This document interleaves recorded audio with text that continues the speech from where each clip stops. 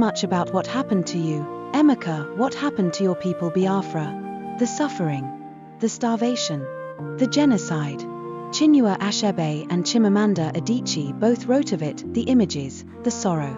I remember the photos, skeletal children with swollen bellies from kwashiorkor, their eyes half closed from hunger. I was in Indonesia then. I saw their pictures in the pages of newspapers in the faraway Banda Aceh, Indonesia, yet something in those pictures haunted me. I am sorry about the experience, but what happened to me on the 26th of December, 2004 was the worst that can happen to a person. My name is Yuliana. I'm from Tsunami in Aceh province. My husband, Hassan Bastrai, was from Banda Aceh. We were married in 1970, full of dreams and determination. Together, we built a textile business in Banda Aceh, over 100 workers, exporting fabrics across Asia and Africa. We had 5 children, 5 lights in our lives. Our life was not just good, it was full, blessed, warm. Until December 19, 2004. I had traveled to Tsunami to see my ailing mother. On the journey back, my car skidded on a wet stretch. It spun, flipped, slammed into the earth again and again. I remember the sound of tearing metal, then nothing. When I awoke, I was told a kind stranger had pulled me from the wreckage. He found my bag and contacted my husband, who came rushing to the hospital. I had suffered a severe brain injury. My husband signed the emergency consent form and stayed with me through a 12-hour surgery.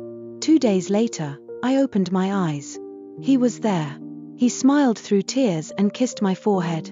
I thought the worst was behind us. But it had only just begun.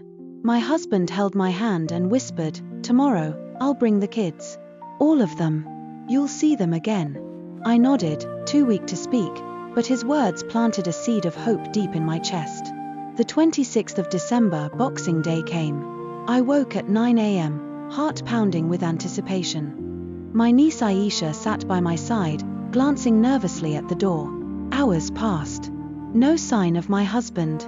No voices of excited children running down the corridor. Not even a nurse came to check on me. By 4 p.m., a doctor finally entered. "Doctor, nobody attended to me today, even my husband that promised to visit me today with the children hadn't arrived." Elle inquired. The doctor only smiled uncomfortably and said, "Patients recovering from brain surgery are limited to 1 visitor. Maybe the hospital authorities turned them back." But I saw the flicker in his eyes, something was wrong. The next day passed. And the next. Still nothing. Each time I asked, I was told the restrictions were for my good, to help me recover. But why did Aisha flinch every time I mentioned my children? Why did the nurses avoid my gaze? And why did every silence suddenly feel like a scream? A week later, I lay in bed while Aisha stepped out briefly. She had returned from the director's office with a folded document and placed it absent-mindedly on the bedside table. Curiosity gripped me. I reached for the paper with trembling hands. I couldn't see clearly, my vision was still healing, but the words leapt at me. "This is a passionate appeal to the general public." The bearer's entire family died in the recent earthquake and tsunami that devastated Banda Aceh province, Indonesia. Her aunt survived a car accident 1 week before the tsunami, and still in hospital. Your financial support will help us in her medication and feeding. Signed, Dr. Rizky Ahmed, Medical Director. I froze. Entire family died. My breath caught in my throat. I tried to stand, but my legs gave way. I fell, hitting my head on the table. The room spun. The floor turned cold. I screamed and screamed, kicking, thrashing, clawing. I didn't want to believe it. I didn't want to live. Nurses rushed in. I pushed them away like demons. I don't remember the syringe, only the void that followed. And when I woke again, the world was quieter. Not because it had calmed, but because something inside me had died.